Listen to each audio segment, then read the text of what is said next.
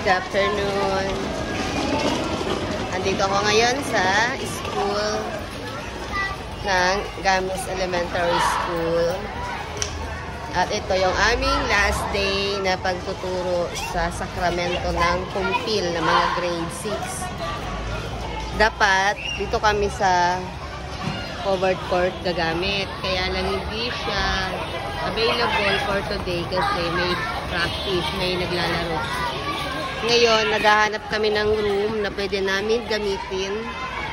So, itong room na to ay bakante. Malapit lang sa entrance. Kaya lang baka may gagamit. Si Ma'am Osit ay nag-iikot, naghahanap ng room para sa aming gagamitin mamaya sa seminar. So, habang wala pa si Sis Claire, inaantay ko si Sis Claire. Ako pa lang ang katikista dito. So, nasaan na yung iba? Baka may dumating pa, antayin natin. For the last day naming pagtuturo dito sa Gamis Elementary School.